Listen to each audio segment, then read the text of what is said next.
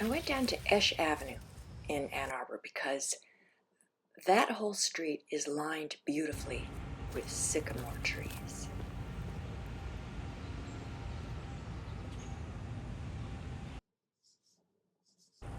Now, there's something delightful about this when the trees are the same species and they're aligned together.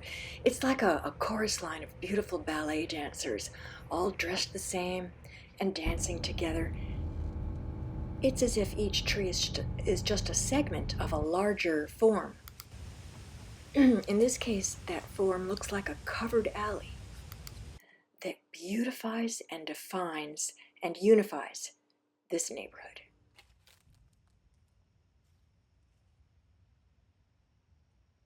Now, what I find in my perambulations around Ann Arbor and anywhere is that streets that decades ago were planted with single species trees and made to look quite elegant because of the beautiful repetition of a single species creating order.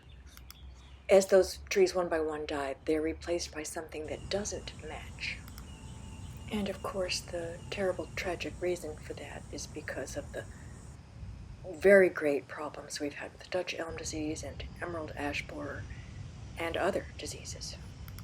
I've had people from Detroit tell me how their whole street was beautifully lined with the most elegant tall American elms, and to see them all die was quite devastating.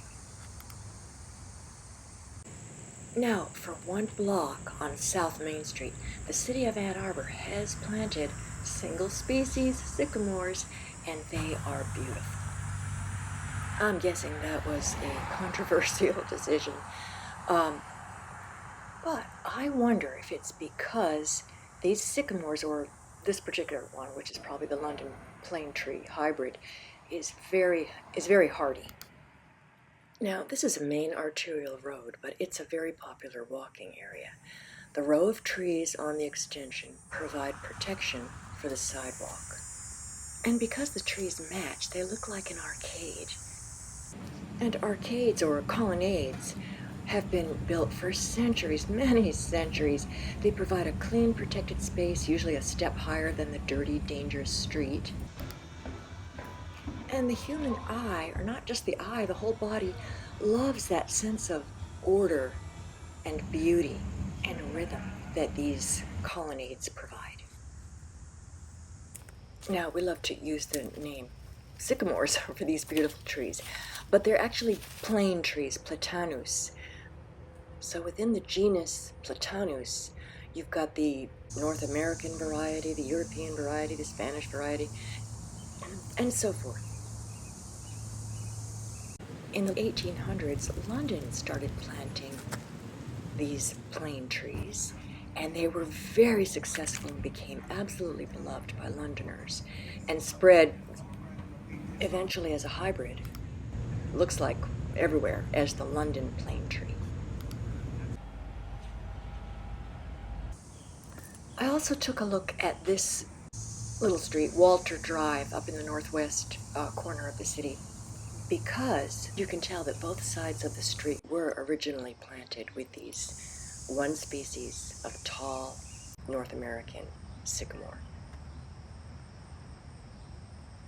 These sycamores are probably very close to the same age as the ones on Esch Avenue, but look how differently shaped they are. They don't have lower branches generally. They're very tall. These are probably the North American, the Occidentalist Platanus. And there's a glimpse of how tall and straight the North American sycamore can be, with its lower limbs having dropped off. And the North American sycamore is one of the biggest, tallest trees in our eastern forests. And it's also called Buttonwood. Its wood is particularly good for making buttons because it doesn't split, and also very good for furniture making. Just look at that beautiful canopy, the quality of the dappled light that sycamores give us.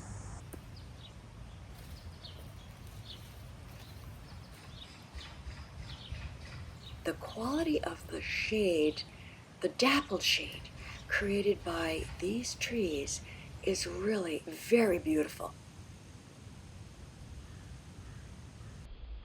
plane trees, sycamores, were part of Plato's academy, beautiful park-like setting with gymnasia and shrines, and the best of trees, including the plane tree. Hippocrates, likewise, is known to have taught under a very grand plane tree. So sycamores have been associated with literature and philosophy and art for centuries. And I think it's because these trees are just so inviting. Their dappled shade and their bark. It's that bark that's so amazing. It peels, and underneath it's white.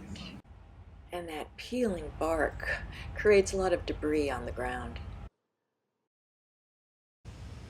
And of course, when the Londoners first put sycamores in their city during the very sooty coal age, they loved the fact that the dirty bark peeled off and that the leaves could survive all of that coal dust.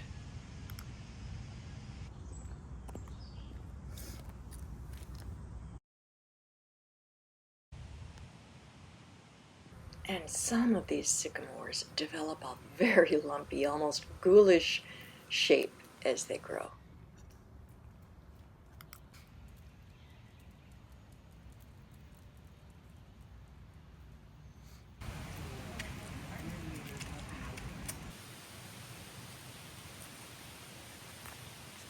One last thing I could note, kind of a funny feature of the sycamore or the London plane tree, is that some of them lean. And sometimes they all lean together. And I see that amongst these stockier London plane trees as well as the taller North American sycamores. All right, this was fun. Thank you for watching.